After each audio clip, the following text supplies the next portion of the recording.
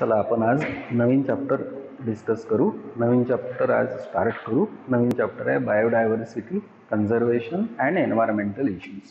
छान चॅप्टर आहे. चॅप्टरला वेटेज पण जास्त आहे. बायोडायव्हर्सिटी छान पार्ट आहे. बायोडायव्हर्सिटीमध्ये डायव्हर्सिटी म्हणजे काय, डायव्हर्सिटीचे वेगवेगळे टाईप्स कोणते, जेनेटिक डायव्हर्सिटी आहे, स्पीसीज डायव्हर्सिटी आहे, असे वेगवेगळे टाईप्स. त्याच्यानंतर पॅटर्न्स ऑफ डायव्हर्सिटी, त्याच्यानंतर या पर्टिक्युलर डायव्हर्सिटीमध्ये वेगवेगळे प्लांट्स, ॲनिमल्स डायव्हर्स कशी आहे, त्यांचे वेगवेगळे अपिअरन्सेस या पर्टिक्युलर नेचरमध्ये कशी आहे, तो पार्ट आहे या पर्टिक्युलर चॅप्टरमधल्या बायोडायव्हर्सिटीमध्ये. दुसरा पार्ट आहे मग कन्झर्वेशन. बायोडायव्हर्सिटीमध्ये वेगवेगळे प्लांट्स आहे, त्यांच्या वेगवेगळे ॲनिमल्स आहे, त्यांची वेगवेगळे व्हरायटीज आहे, स्पीसीज आहे, पण सगळे या अर्थवर सर्वाईव्ह होत नाही. काही एंडेंजर्ड आहे, काही थ्रेटन्ड आहे, काही एक्सटिंक्शनच्या मार्गावर लागलेले आहे. तर जे संपण्याच्या मार्गावर असेल किंवा संपत आलेले असतील त्यांना आपल्याला कन्झर्व करायचं आहे, तो पार्ट आहे कन्झर्वेशन. मग कन्झर्वेशनमध्ये आहे इन सिटू कन्झर्वेशन म्हणजे काय, एक्स सिटू कन्झर्वेशन म्हणजे काय, थ्रू लॉ कन्झर्वेशन म्हणजे काय, तो एक पार्ट आहे. The first part of this particular chapter it is biodiversity. Actually biodiversity काय आहे, डायव्हर्सिटी आणि बायो दोन वर्ड्स आहे. डायव्हर्सिटी म्हणजे व्हरायटी, व्हरायटी म्हणजे व्हेरिएशन्स. ऑर्गॅनिझम्स आहे, प्लांट्स आहे, ॲनिमल्स आहे, मायक्रो ऑर्गॅनिझम्स आहे, सगळे सारखे नाही आहे, डायव्हर्स आहे. डायव्हर्स आहे म्हणजे त्यांच्यामध्ये व्हेरिएबिलिटी आहे, त्यांच्यामध्ये व्हरायटी आहे, त्यांच्यामध्ये स्पेसीज व्हरायटी आहे. अशी जर स्पेसीज व्हरायटी किंवा व्हेरिएबिलिटी त्या पर्टिक्युलर ऑर्गॅनिझमची किंवा त्या इंडिव्हिज्युअलची किंवा त्या पॉप्युलेशनमधल्या त्या इकोसिस्टममधल्या ऑर्गॅनिझमची जर असेल तर that particular thing of variety of that particular organisms in a given population it is called as biodiversity. Okay, चला बघा. The biodiversity is a variety and variability of animals, plants and microorganisms and the ecological region in which they inhabit is called as biodiversity. पहा काय काय म्हटलेलं आहे की ही biodiversity variety आहे, variability आहे. कशाची व्हेरायटी व्हेरिएबिलिटी आहे, ॲनिमल्स आहे, प्लांट्स आहे, मायक्रो ऑर्गॅनिझम्स आहे. फक्त ॲनिमल्स, प्लांट्स, मायक्रो ऑर्गॅनिझम्स नाही, तर त्या पर्टिक्युलर प्लांट्सला, ॲनिमल्सला, मायक्रो ऑर्गॅनिझम्समध्ये जिथे राहायचं आहे ती जी राहण्याची जागा आहे त्या पर्टिक्युलर जागेमध्ये सुद्धा व्हेरिएशन आहे. अशी जर व्हेरिएशन त्या ॲनिमल्समध्ये, प्लांट्समध्ये, मायक्रो ऑर्गॅनिझम्समध्ये, हॅबिटॅटमध्ये जर असेल तर that particular variability of that particular organisms as well as that particular habitat it is called as biodiversity. पुन्हा पहा, the biodiversity is a variety and a variability of animals, plants and microorganisms and the ecological region in which they inhabit. Ecological region in which they habit म्हणजे की असा region, नेचरचा असा region की ज्या particular रिजनमध्ये ते प्लांट, ते animal, तो मायक्रो ऑर्गॅनिझम राहतोय, ती राहण्याची त्याची जागा is called as biodiversity.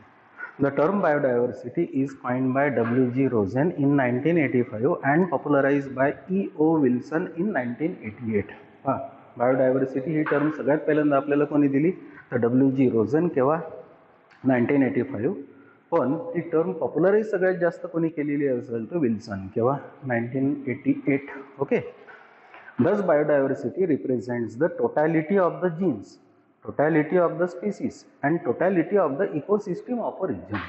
म्हणजे त्या पर्टिक्युलर स्पेसिफिक रिजनमध्ये टोटल जेवढे काही ऑर्गॅनिझम्स असेल त्यांचे जीन्स, किंवा त्या पर्टिक्युलर रिजनमध्ये टोटल किती ऑर्गॅनिझम्स असेल त्यांच्या स्पीसीज, किंवा त्या पर्टिक्युलर रिजनमध्ये कोणत्या कोणत्या वेगवेगळ्या इकोसिस्टम आहे याची टोटल, म्हणजे त्याला काय म्हणतो आपण, biodiversity. So this the biodiversity represents the totality of the genes, species and ecosystem of a region. हे ऑब्झर्वेशन आहे. 22 May is celebrated as international biodiversity day. हे लक्षात ठेवावं लागेल एंट्रन्ससाठी. 22 May is celebrated as international biodiversity day. ठीक आहे, परत पाहून घ्या इथे कुठे काही प्रॉब्लेम असेल तर बघा. पुन्हा एकदा बायोडायव्हर्सिटीला डिफाईन करू आपण. The biodiversity is a variety and variability of animals, plants and micro organisms and the ecological region in which they inhabit is called as biodiversity. समोर आता या बायोडायव्हर्सिटीचे टाईप्स आहे. बायोडायव्हर्सिटीचे 3 टाईप्स होतात. 3 टाईप्स कोणते होतात तर जेनेटिक बायोडायव्हर्सिटी आहे, स्पीसीज बायोडायव्हर्सिटी आहे आणि इकॉलॉजिकल डायव्हर्सिटी आहे. ठीक आहे, त्याच्यापैकी आपण सगळ्यात पहिल्यांदा पहिल्या डायव्हर्सिटीला, बायोडायव्हर्सिटीला जाऊ. That is called as genetic diversity. ठीक आहे, टाईप्स ऑफ बायोडायव्हर्सिटी. परत पहा, types of biodiversity. Biodiversity include 3 hierarchical levels as genetic diversity, species diversity and ecological diversity. पुन्हा पहा, genetic diversity, species diversity and ecological diversity. मग genetic diversity म्हणजे काय? आता ऑब्झर्वेशन कसं आहे? It refers to variation of genes within the species. It is a intra specific diversity. आता या पर्टिक्युलर जेनेटिक डायव्हर्सिटीमध्ये काय म्हटलेलं आहे किंवा जेनेटिक डायव्हर्सिटी म्हणजे काय? समजा फॉर एक्झाम्पल मी आहे, एक ह्युमन आहे, माझी ह्युमन एक स्पेसीज आहे, तर सगळे ह्युमन या अर्थवरचे सारखे नाही आहे. सारखे नाही आहे म्हणजे जेनेटिक मेकअप प्रत्येकाचा वेगळा आहे, आणि प्रत्येकाचा वेगळा जेनेटिक मेकअप जर असेल तर इनडायरेक्टली ती डायव्हर्सिटी झाली. पण त्या डायव्हर्सिटीमध्ये मी एकटा स्पीसीज कन्सिडर केलेला आहे असं जर असेल तर that is called as a genetic diversity. म्हणजे ही जेनेटिक डायव्हर्सिटी फक्त ह्युमनमधली. ही जेनेटिक डायव्हर्सिटी समजा मँगोचं पॉप्युलेशन असेल तर फक्त त्या मँगोमधली.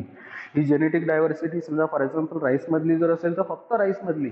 म्हणजे राईसमध्ये सगळे राईस सारखे नाही, मँगोमध्ये सगळे मँगो सारखे नाही, ह्युमनमध्ये मी सगळे ह्युमन सारखे नाही. असे जर व्हेरिएबिलिटी असेल तर that particular variability of that particular specific species is called as genetic diversity. Okay, म्हणून असं म्हटलेलं आहे intra specific. Okay, intra specific म्हणजे त्याच फक्त स्पेसीजमधली. It refers to variation of genes within the species. It is intraspecific diversity.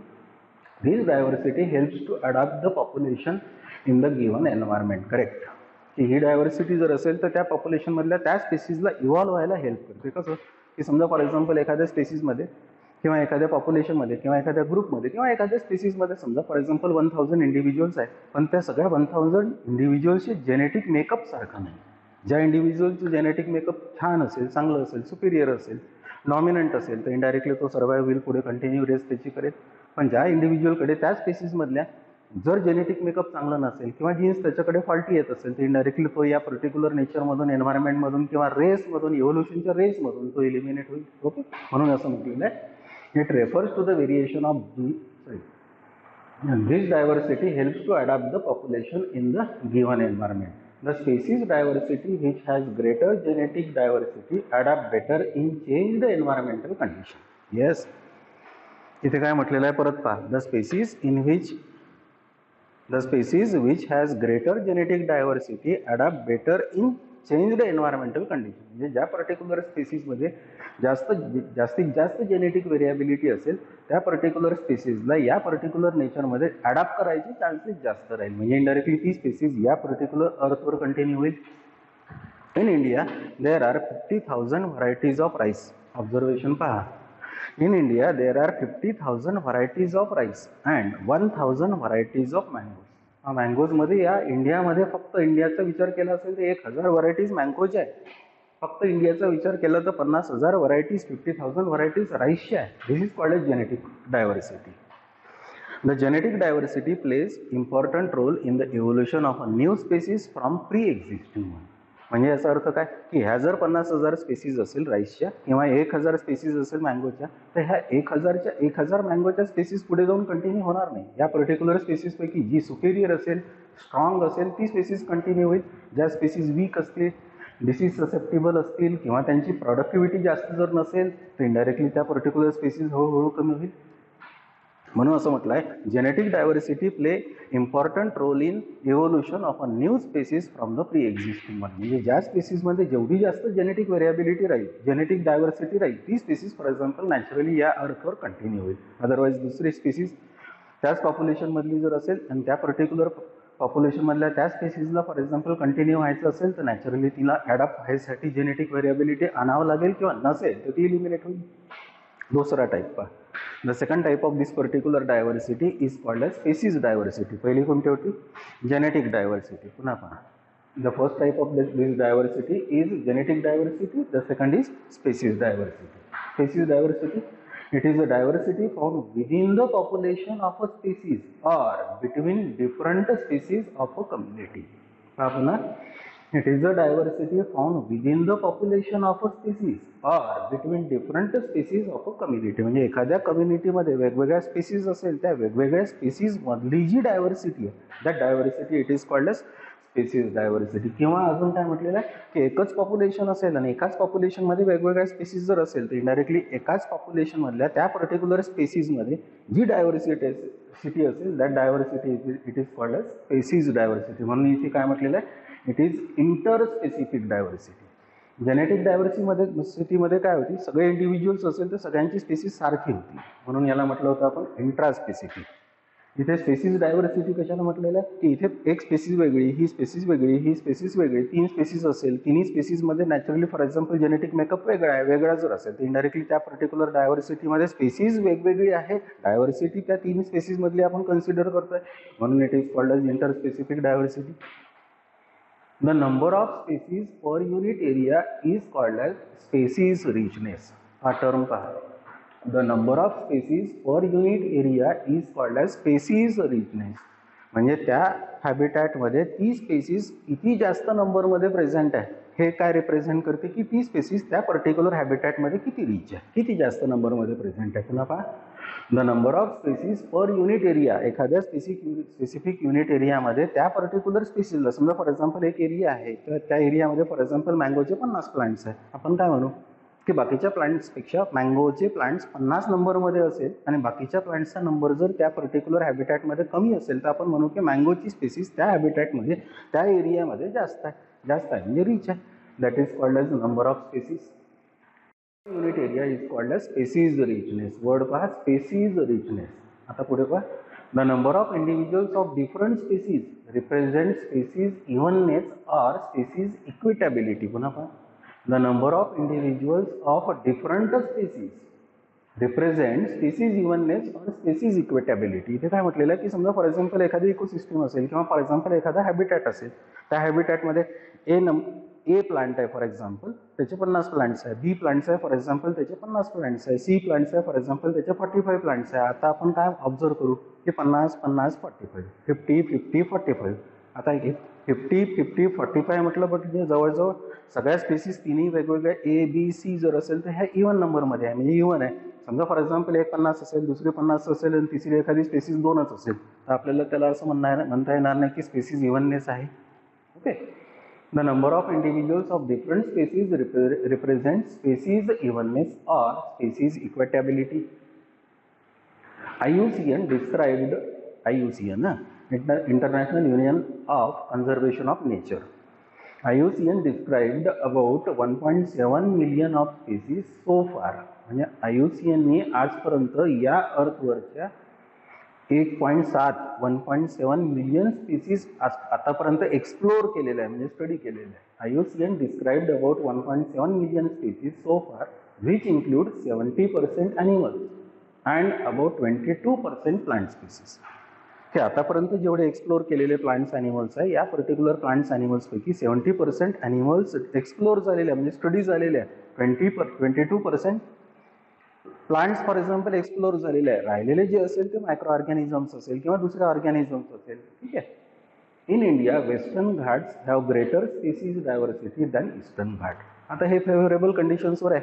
Western घाट जर असेल तर तिथे फेवरेबल कंडिशन्स आहे, त्या सगळ्या फेवरेबल कंडिशन्स अवेलेबल असतील. ॲटमॉस्फिअर चांगलं असेल, एन्व्हायरमेंट चांगलं असेल, रेनफॉल चांगला असेल, पाऊस चांगला पडत असेल, हॅबिटॅट अवेलेबल असेल, हॅबिटॅट चांगली असेल तर नॅचरली वेस्टर्न घाट्समध्ये डायव्हर्सिटी जास्त असेल. पण तेच ईस्टर्न घाट जर पाहिलेलं असेल तर रेनफॉल कमी असेल किंवा वेगवेगळ्या कॅरेक्टरिस्टिकनी फॉर एक्झाम्पल तिथे स्पेसिसला ग्रो होता येत नसेल, मेंटेन होता येत नसेल तर ईस्टर्न घाटला डायव्हर्सिटी कमी आहे. पुन्हा in India western Ghats have greater species diversity than Eastern Ghats. Tropical forest have greater diversity than temperate forest. हे पण एक ऑब्झर्वेशन आहे की ट्रॉपिकल जो रिजन आहे त्या ट्रॉपिकल रिजनमध्ये रेनफॉल चांगला असतो, ॲटमॉस्फिअर चांगलं असते, नॅचरली ती डायव्हर्सिटी चांगली असते, ॲनिमल्सचा नंबर जास्त आहे, प्लांट्सचा नंबर जास्त आहे, मायक्रो ऑर्गॅनिझमचा नंबर जास्त आहे. तेच जर टेम्परेटकडे गेलेले असेल तर नॅचरली फॉर एक्झाम्पल तिथे एन्व्हायरमेंटल कंडिशन जर फेवरेबल नसेल तर नॅचरली तिथे फॉर एक्झाम्पल डायव्हर्सिटी कमी राहील. म्हणजे डायव्हर्सिटी कुठे चांगली तर ट्रॉपिकल फॉरेस्टमध्ये, ट्रॉपिकल रिजन्समध्ये. डायव्हर्सिटी कुठे कमी तर टेम्परेट रिजन्समध्ये. टेम्परेट फॉरेस्टमध्ये तुम्हाला डायव्हर्सिटी कळलं. डायव्हर्सिटी म्हणजे diverse variety of organism, diverse organisms. Okay. Thus species diversity is essential for stability of an ecosystem. म्हणजे एखादी इकोसिस्टम आहे ती पर्टिक्युलर इकोसिस्टम स्टेबल आहे आपण हे केव्हा म्हणू, ज्यावेळेस त्या पर्टिक्युलर इकोसिस्टममध्ये सगळ्या वेगवेगळ्या प्रकारच्या स्पेसिस जर असेल आणि त्या स्टेबल असेल, इव्हन असेल तर त्याला म्हणू आपण स्टेबल इकोसिस्टम. पुन्हा पहा. Thus species diversity is essential for stability of an ecosystem.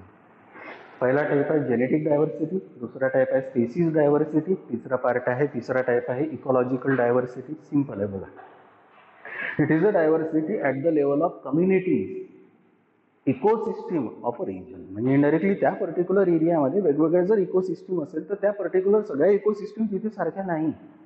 पुन्हा त्या स्पेसिफिक एरियामध्ये सगळ्या इकोसिस्टीम सारख्या नाही आहे. समजा फॉर एक्झाम्पल इथे ग्रासलँड इकोसिस्टीम असेल, कुठली फॉरेस्ट इकोसिस्टीम असेल, कुठले फॉर एक्झाम्पल एखादं मोठं तलाव असेल किंवा मग एखादी वॉटर बॉडी जर असेल आणि तिथे ॲक्वॅटिक इकोसिस्टीम असेल तर इनडायरेक्टली ह्या सगळ्या वेगवेगळ्या इकोसिस्टीम असेल तर त्या सगळ्या सारख्या नाही आहे, त्या पण डायव्हर्स आहेत, त्या पण वेगवेगळ्या आहेत. इथे पण वेगवेगळ्या स्पेसीज तिथे प्रेझेंट आहे, प्लांटच्या वेगळ्या स्पेसीज आहे, ॲनिमलच्या वेगवेगळ्या स्पेसीज आहे. म्हणून इथे एक क्रायटेरिया काय यूज केलेला आहे, इकॉलॉजिकल क्रायटेरिया.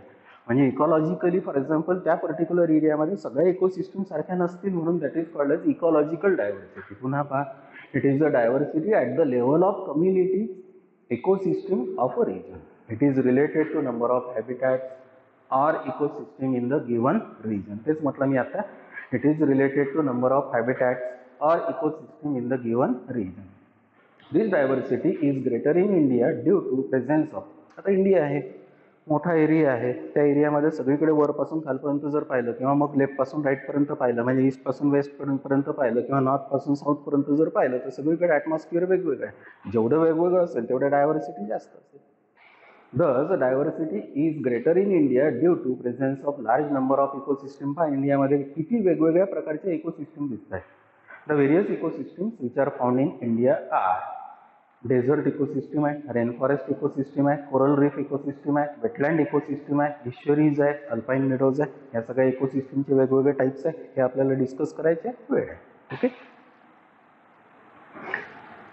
तर आता काय माहीत झालं आपल्याला, बायोडायव्हर्सिटी माहीत झालं. बायोडायव्हर्सिटीचे 3 टाईप्स माहीत झाले. कोणते कोणते 3 बायोडायव्हर्सिटीचे टाईप्स? 1 जेनेटिक बायोडायव्हर्सिटी किंवा diversity, 2 species diversity, 3 ecological diversity. पुन्हा फायनली व्हॉट इज बायोडायव्हर्सिटी?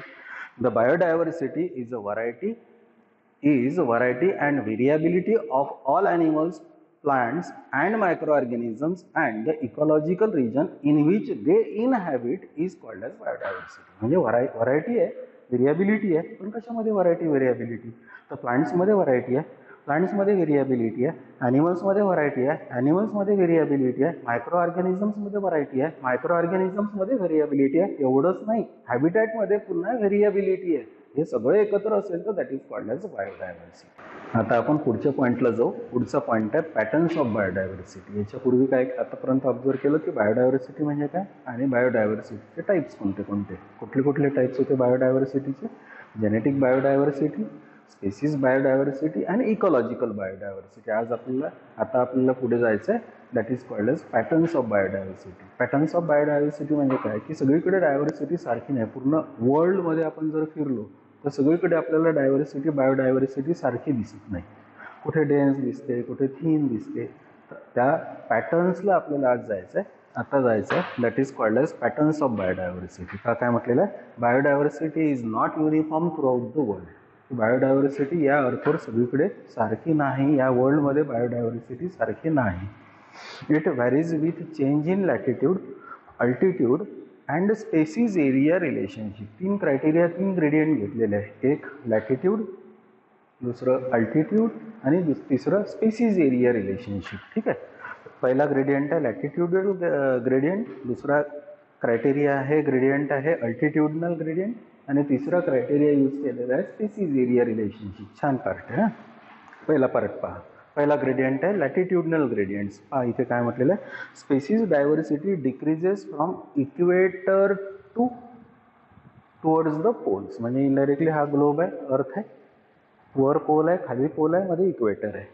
तर इक्वेटरपासून तर पोल्सकडे जाताना डायव्हर्सिटी तुम्हाला कमी कमी होताना दिसते. म्हणजे याचा अर्थ इक्वेटरवर जर पाहिलेलं असेल तर डायव्हर्सिटी जास्त आहे. इथे प्लांट्सच्या स्पेसीज वेगवेगळ्या जास्त आहे, ॲनिमल्सच्या स्पेसीज वेगवेगळ्या जास्त आहे, मायक्रो ऑर्गॅनिझमच्या स्पेसीज वेगवेगळ्या जास्त आहे. पण हे जर आपण पोल्सकडे गेलो तर नॅचरली डायव्हर्सिटी कमी होताना दिसते. का कमी होताना दिसते त्याचे रिझन्स आपण सांगू. Okay, tropic regions possess more species than temperate or polar areas. Observation आहे की इक्वेटरला ट्रॉपिकल रिजन्समध्ये डायव्हर्सिटी प्लांट्स ॲनिमल्सची जास्त दिसते. पण हे जर पोलर रिजनकडे गेलो, टेम्परेट रिजनकडे गेलेलं असेल तर तिथे डायव्हर्सिटी आपल्याला कमी दिसते. इंडिया इज विथ, हे ऑब्झर्वेशन आहे, एक्झाम्पल आहे. India is with much of land area in tropical latitudes has more than 1200 species of birds. एक ऑब्झर्वेशन, एक एक्झाम्पल की इंडिया ट्रॉपिकल रिजनमध्ये किंवा त्या एरियामध्ये येत असल्यामुळे या पर्टिक्युलर इंडियामध्ये बर्ड्सचं ऑब्झर्वेशन आहे की या पर्टिक्युलर इंडियामधल्या ट्रॉपिकल रिजनमध्ये, ट्रॉपिकल स्पेसिफिक रिजनमध्ये 1200 प्रकारचे वेगवेगळे बर्ड्स दिसतात. याच्यापेक्षा दुसरं एक्झाम्पल पहा. Tropical Amazon rain forest in South America has greatest biodiversity. South अमेरिकामधल्या ॲमेझॉन रेन फॉरेस्टमध्ये जर बायोडायव्हर्सिटी आपण जर चेक केली, ऑब्झर्व केली, तर तिथे आपल्याला खूप मोठी जास्त बायोडायव्हर्सिटी दिसते. कशी? तर it has 40,000 species of plant. 40,000 वेगवेगळ्या प्रकारचे प्लांट्स आहेत. 3,000 स्पेसीज ऑफ फिशेस. 3,000 वेगवेगळ्या प्रकारचे फिशेस आहे बायोडायव्हर्सिटी. 1,300 types of birds. 1,300 वेगवेगळ्या प्रकारचे बर्ड्स आपल्याला त्या पर्टिक्युलर रेन फॉरेस्टमध्ये, ॲमेझॉन रेन फॉरेस्टमध्ये दिसते. तो कारण तो ट्रॉपिकल रिजन आहे म्हणून. 420 स्पेसीज ऑफ मॅमल्स. मॅमल्सचे पण वेगवेगळे 427 स्पेसीज आहे. 427 स्पेसीज ऑफ ॲम्फिबियन्स. ॲम्फिबियन्समध्ये पण एवढी डायव्हर्सिटी आहे, 427 species. 378 species of reptiles. Reptiles पण आपण तिथे ऑब्झर्व केलं ॲमेझॉन फॉरेस्टमध्ये, रेन फॉरेस्टमध्ये, तर 378 स्पेसीज ऑफ रेप्टाईल्स आहे.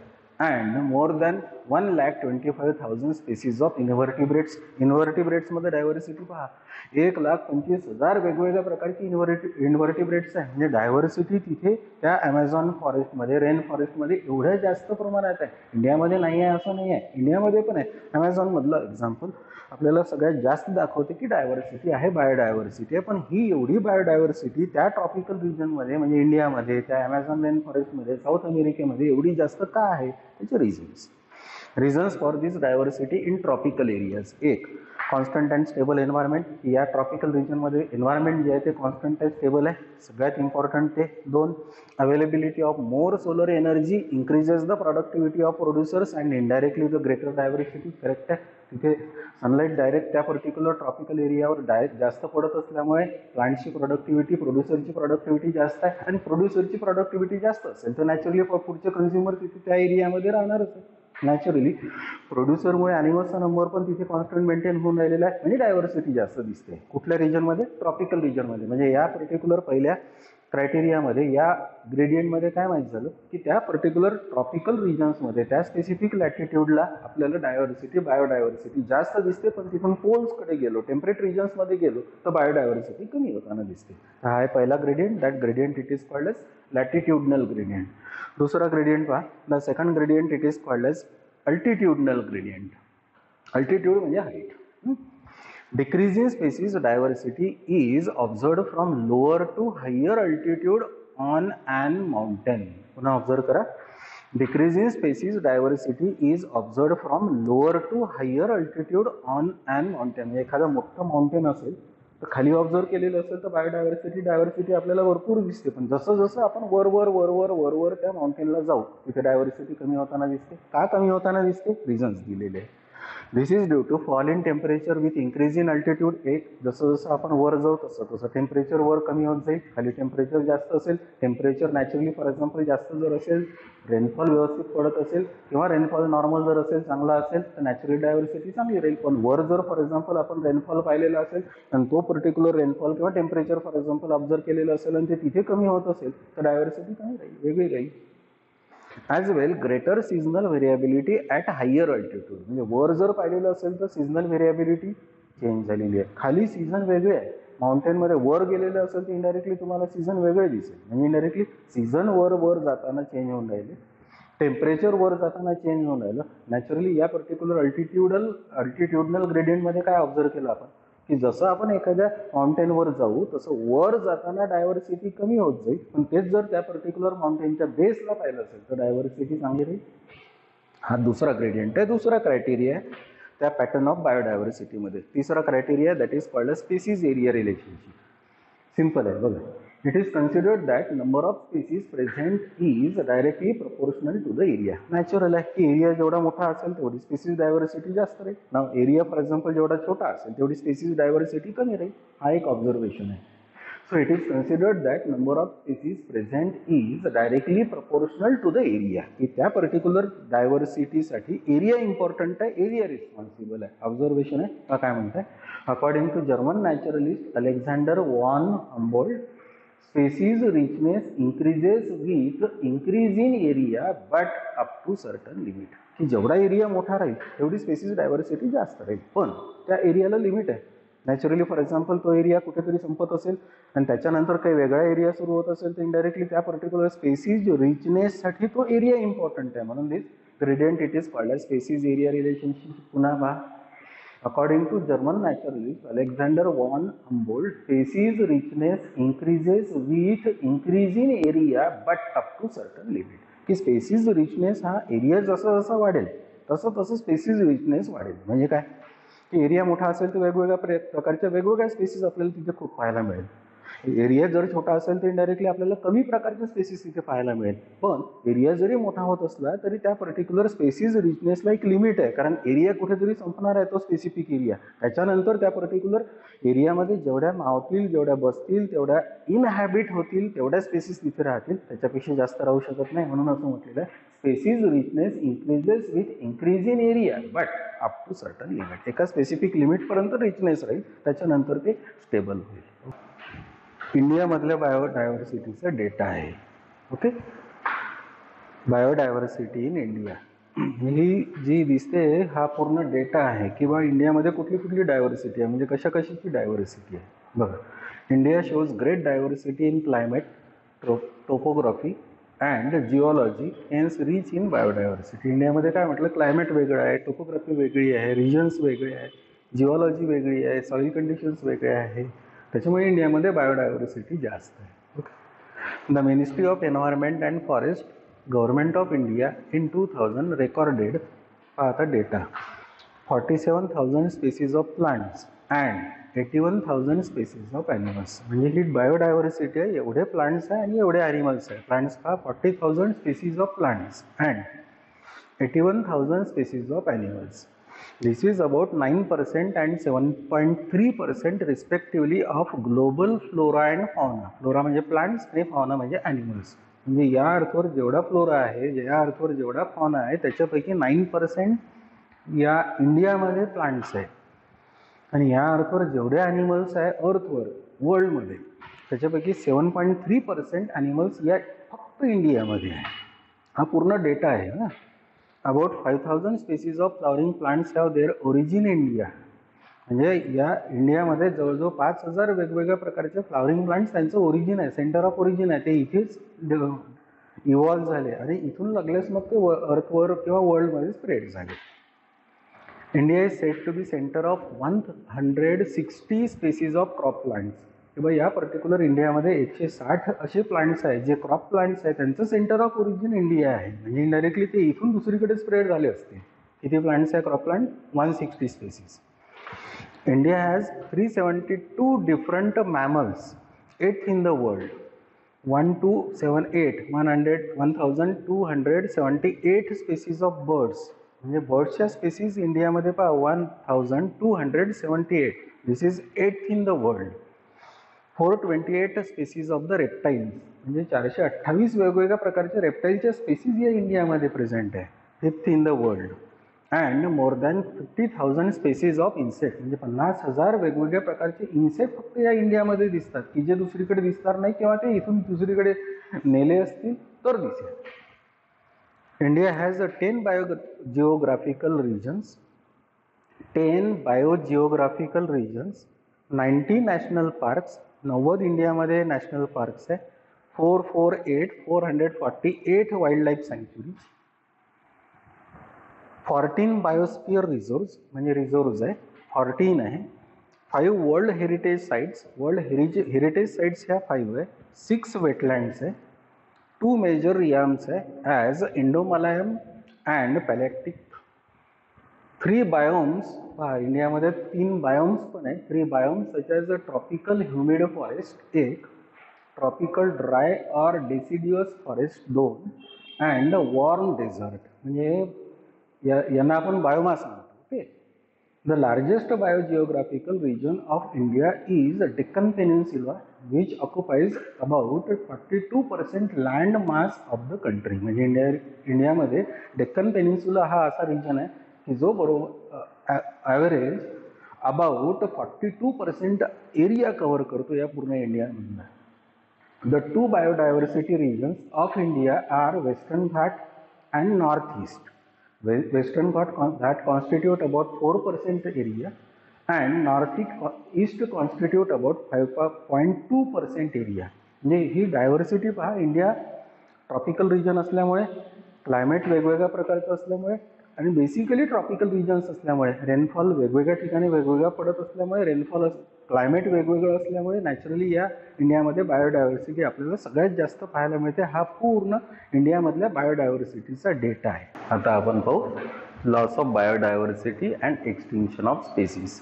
तुम्हाला बायोडायव्हर्सिटी माहीत झालं. काय होतं biodiversity? Variety and variability of various plants, animals, microorganisms as well as their habitat is called as biodiversity. म्हणजे प्लांट्स, ॲनिमल्स, मायक्रोऑर्गॅनिझम्स आणि हॅबिटॅटमध्ये जे व्हेरिएशन आपल्याला दिसते त्या व्हेरिएशनला काय म्हणतो आपण? बायोडायव्हर्सिटी. पण या बायोडायव्हर्सिटीमध्ये कसं दिसते की प्लांट्स आहे, ॲनिमल्स आहे, मायक्रोऑर्गॅनिझम्स आहे, नंबर भरपूर आहे.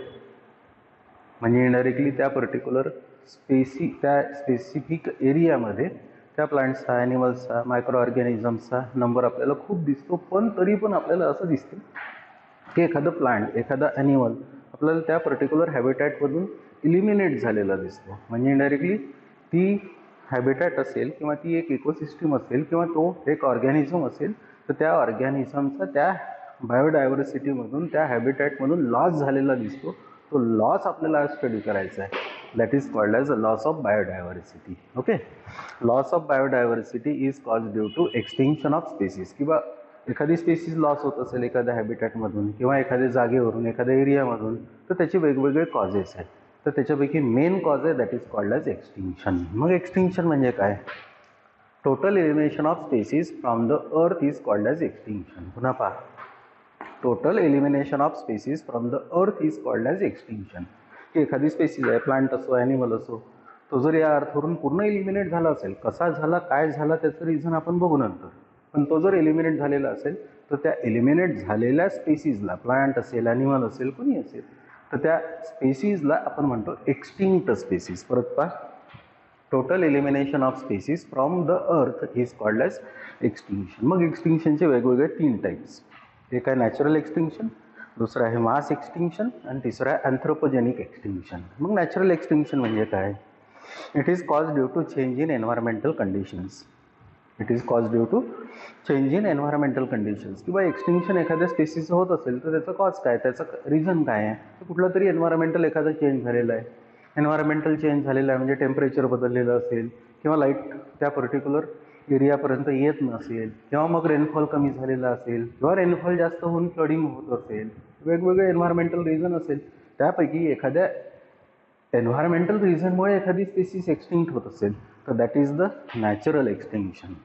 So it is cause due to change in environmental conditions. In this species disappear slowly from the earth, कारण नॅचरल आहे. In this species disappear slowly from the earth. It is also called as background extinction because it has occurred in the past. कारण ही एक slow process आहे natural एक्सटिंक्शनची. ती आपल्याला आपल्या डोळ्यांनी पाहता येत नाही. ही एक स्लो प्रोसेस आहे. म्हणून त्या पर्टिक्युलर नॅचरल एक्सटिंक्शनला बॅकग्राऊंड एक्सटिंक्शन म्हटलेलं आहे. कारण प्रोसेस केव्हा तरी झालेली आहे. त्या प्रोसेसमध्ये तो ॲनिमल केव्हा तरी एक्सटिंक्ट झालेला आहे. आज आपल्याला एवढंच माहीत होऊन राहिलं की तो एक्सटिंक्ट झालेला आहे, पण ती प्रोसेस आपण डोळ्यांनी आपल्या पाहू नाही शकलेलं आहे. म्हणून this particular natural extinction it is also called as background extinction. दुसरा टाईप आहे एक्सटिंक्शनचा, that is called as mass extinction. Extinction of large number of species in relatively short time period is called as mass extinction. इथे काय म्हटलेलं आहे की natural एक्सटिंक्शनमध्ये काय म्हटलं आहे, एखादी स्पेसीज फॉर एक्झाम्पल एक्सटिंक्ट होत असेल, एन्व्हायरमेंटल कुठलं रिझन असेल आणि ती स्पेसीज या अर्थवरून कमी झालेली असेल तर नॅचरल. पण मास एक्सटिंक्शनमध्ये कसं म्हटलेलं आहे की एकापेक्षा जास्त स्पेसीज त्या एरियामध्ये प्रेझेंट असेल आणि काही रिझननी जर त्या पर्टिक्युलर स्पेसीज जर या अर्थवरून एलिमिनेट झालेल्या असेल, मासमध्ये एलिमिनेट झालेल्या असेल, ग्रुपमध्ये एलिमिनेट झालेलं असेल तर that is called age mass extinction. पुन्हा पहा, extinction of large number of species in a relatively short time period is called as mass extinction. It is a catastrophic, widespread, often global event. किंवा ही वाईडस्प्रेड एक process आहे. Global event असू शकते किंवा globally एखादी species for example या अर्थवरतीला जर सूट होत नसेल, टॉलरेट होत नसेल त्या कंडिशन्स आणि ती इलिमिनेट होत असेल तर ते ग्लोबल इव्हेंट झाला तो. एक्झाम्पल्स दिलेलं आहे. डिसअपिअरन्स ऑफ डायनोसॉर. डायनोसॉर आज आपल्याला पाहायला मिळत नाही, डिसअपिअर झालेलं आहे. या अर्थवरूनच ती स्पीसीज नाहीशी झालेली आहे. Okay. Disappearance of woolly mammoth. Woolly mammoth नावाची एक स्पीसीज आहे. त्याच्यानंतर जायंट स्लॉथ नावाची एक स्पीसीज आहे. किंवा वेगवेगळे इतर जुन्या काळचे जे मॅमल्स आहेत जे आज आपल्याला दिसत नाही आहे, त्यांचे फॉसिल्स आपण आज पाहतोय, पण ते सगळे आज या अर्थवर दिसत नाही आहेत, ते डिसअपिअर झालेले आहेत. मग असं जर असेल, मासमध्ये ते एलिमिनेट झालेलं असेल, ग्रुपमध्ये ते एलिमिनेट झालेलं असेल, तर that is called as mass extinction. एक अजून आहे extinction, that is called as anthropogenic extinction. Important आहे. Extinction of species due to human activities is called as anthropogenic extinction. की इथे पण एक्सटिंक्शन आहे, त्या स्पेसीजचं एक्सटिंक्शन आहे, पण रिझन ह्युमन आहे. म्हणजे इनडायरेक्टली ह्युमन कुठल्या ॲक्टिव्हिटीमुळे, ती एक स्पेसीज, प्लांट असो, ॲनिमल असो, कुठली स्पेसीज असेल, पण ती माझ्यामुळे, ह्युमन ॲक्टिव्हिटीमुळे जर इलिमिनेट होत असेल, तर that is called as anthropogenic extinction. पण या अँथ्रोपोजेनिक एक्सटिंक्शनसाठी 1, 2, 3, 4 कॉजेस आहे, रिझन्स आहे. म्हणून these 4 together they are called as the evil quartet. 4 together it is called as evil quartet. Quartet म्हणजे 4. ठीक आहे. मग कोणते कोणते रिझन्स आहे? पहिलं रिझन आहे हॅबिट डिस्ट्रक्शन. काय आहे? Habitat destruction. That is the destruction of tropical forest, wetland etcetera. It include the activities like deforestation, overgrazing, construction etcetera. हा पहिला कॉज काय आहे?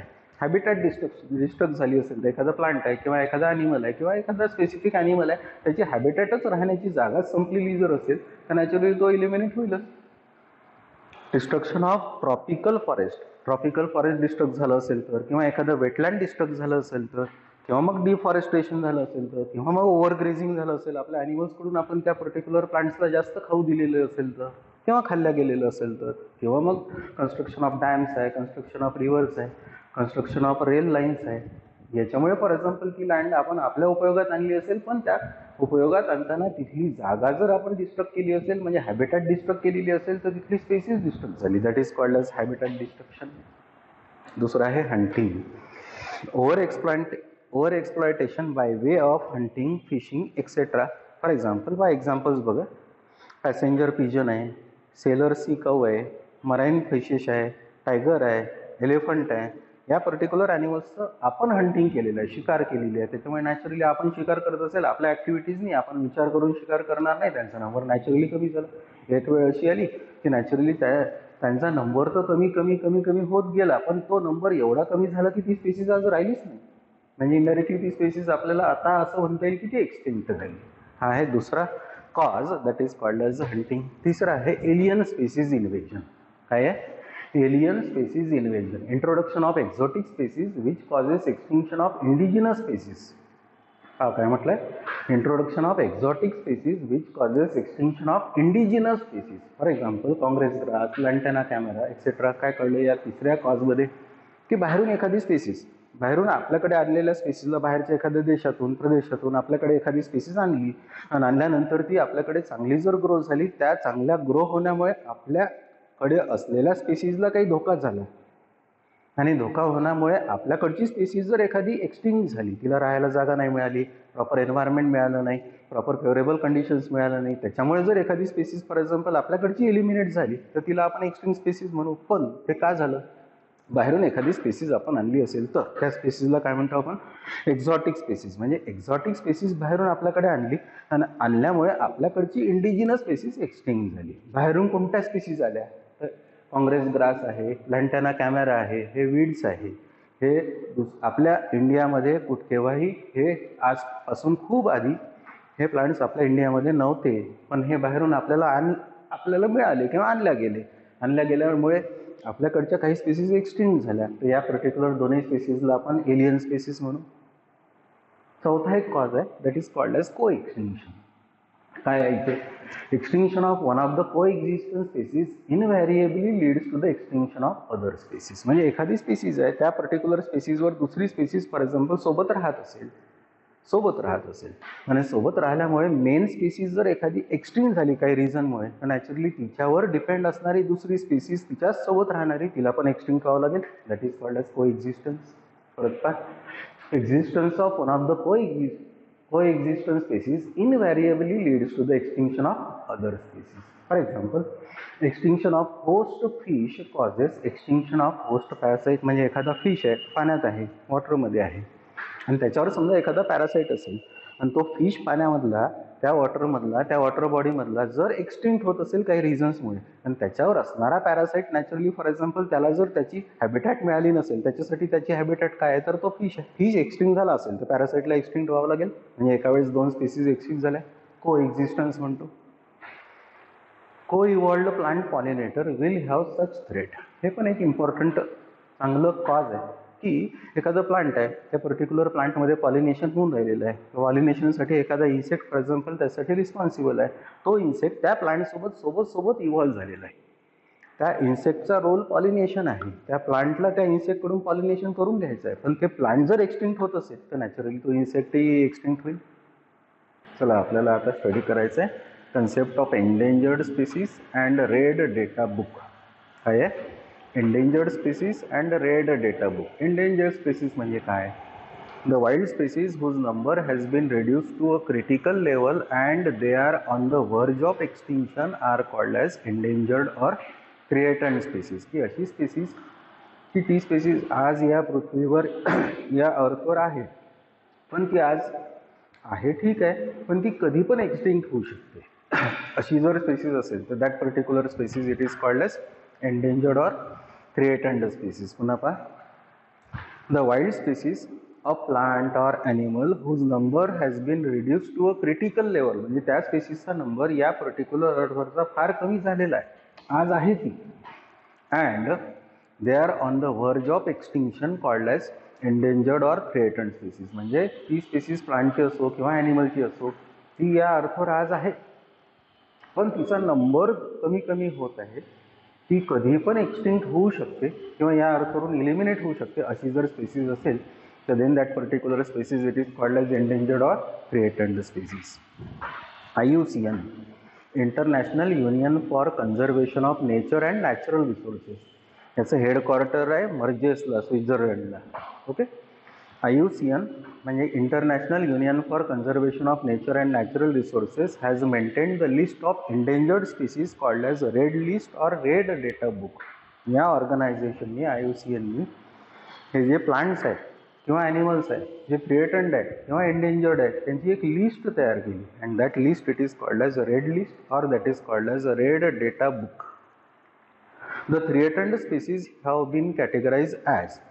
या IUCNनी ह्या ज्या थ्रेटन्ड स्पीसीज आहे, एंडेंजर्ड स्पीसीज आहे, याची जी लिस्ट बनवली त्याच्यात 4 कॅटेगरीज केल्या. पहिल्यांदा 4 कॅटेगरीज केल्या. थोड्या वेळाने आपण ऑब्झर्व करू की त्या 8 पण कॅटेगरीज केल्या. पहिल्यांदा 4 पहा. 4 कुठल्या? They are the EVRI. E for endangered, V for vulnerable, R for rare and I for intermediate. पुन्हा पहा, E for endangered, V for vulnerable, R for rare and I for intermediate. मग endangered species म्हणजे काय? बघू.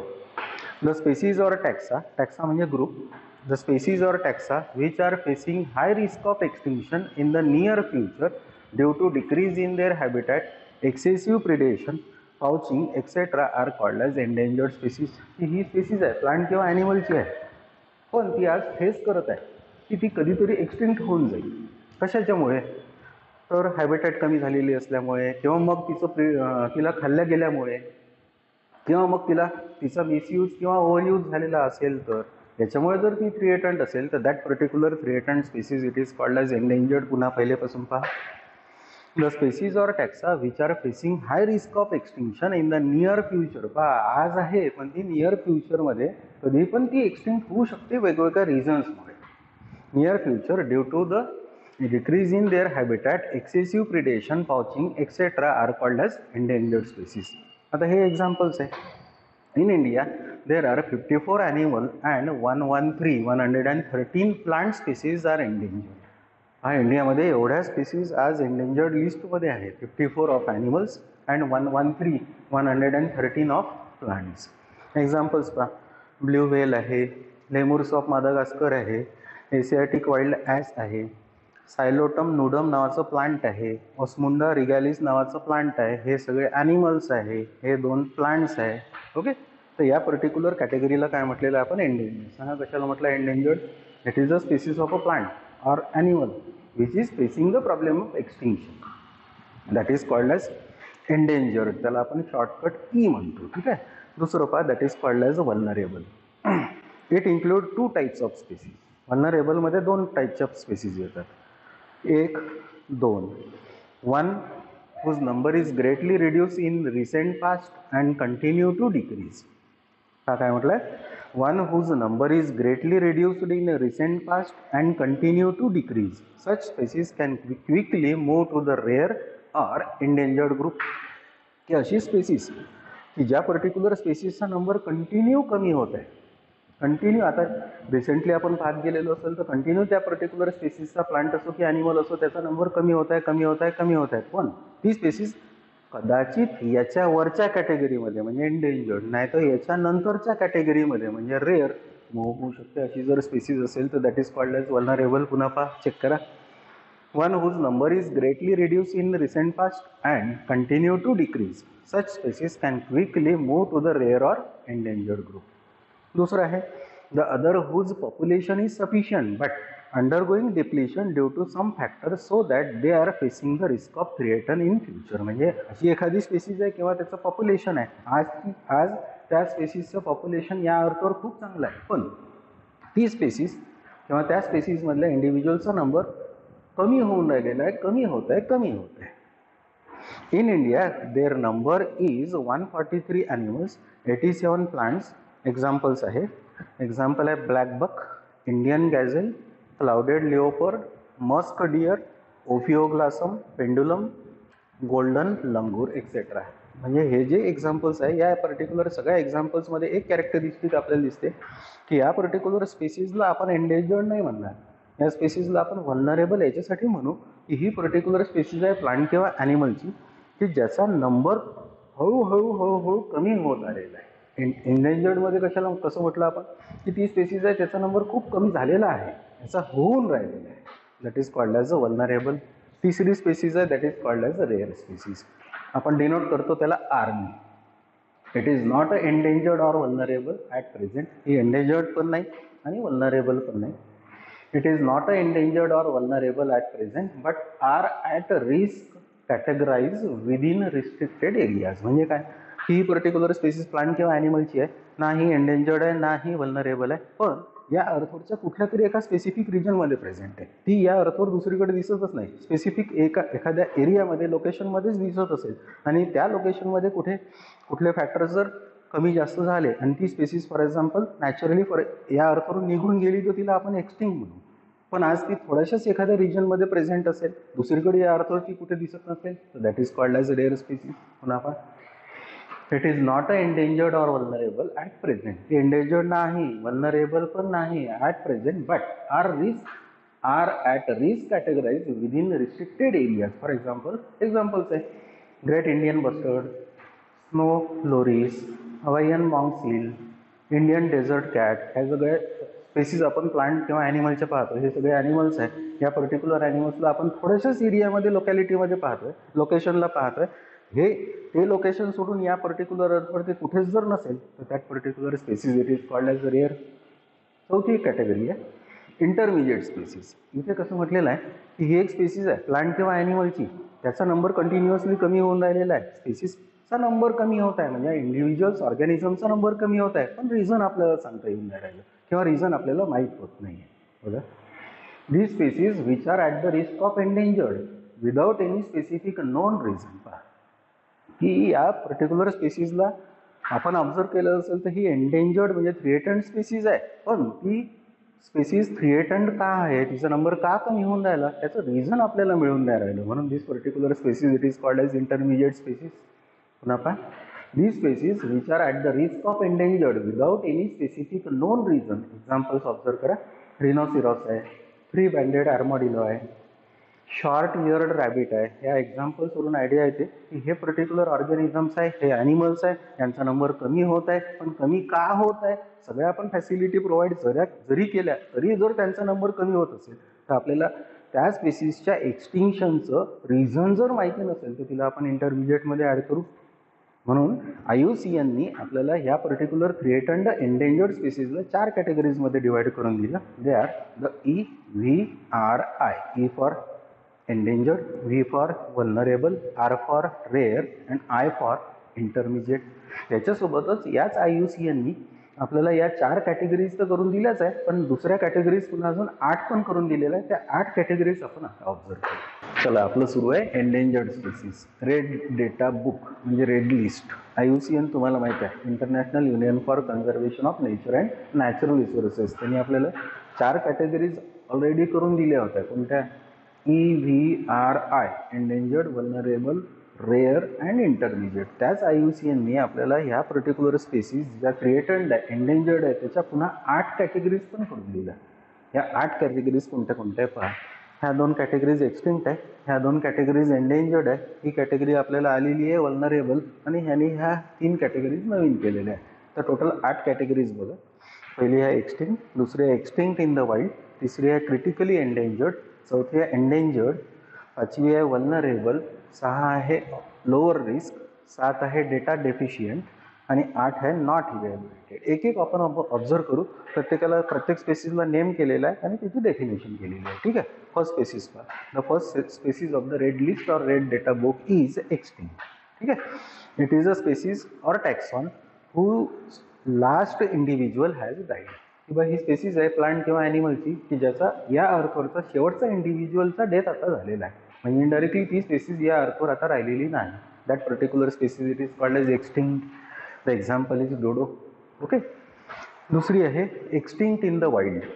It is a taxon or group.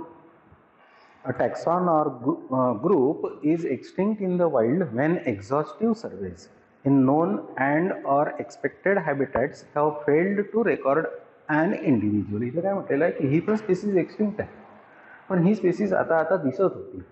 पण आता सध्या आपण सर्वे करायला गेलो असेल तर ती पर्टिक्युलर स्पेसीज आता दिसत नाही आहे. म्हणजे इनडायरेक्टली आताच्या सध्याच्या सिच्युएशनला ती स्पेसीज या अर्थवर नाही आहे, पण सर्वेज करताना याच्या पूर्वीच्या सर्वेजमध्ये ती दिसत होती. पण आता सर्वेज जेव्हा करायला गेलो त्यावेळेस आपल्याला ती स्पेसीज जर दिसत नसेल तर that is called as extinct in the wild.